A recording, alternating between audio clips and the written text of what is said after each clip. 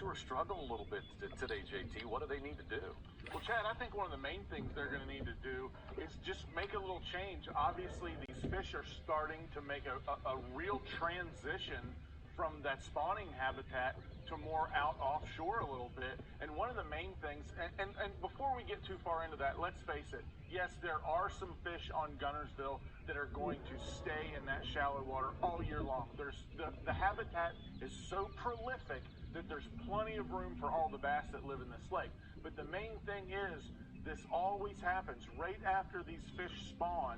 They start to move offshore and they start to feed on those shad that are out offshore. The big thing with that is that's where those bigger fish are going to go, and the schools of the bigger fish. Once again, not to say that there's not some bigger fish that live in the grass all year, because there is.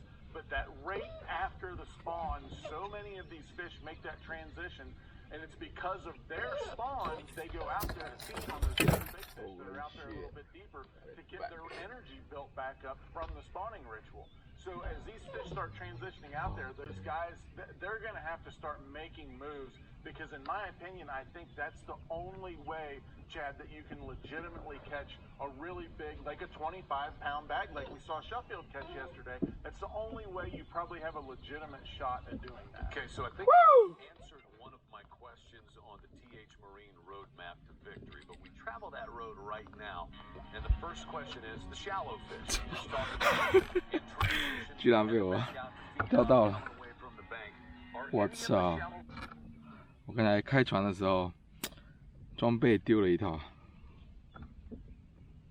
然后在这里钓了20分钟，用一个超大的这个 crankbait。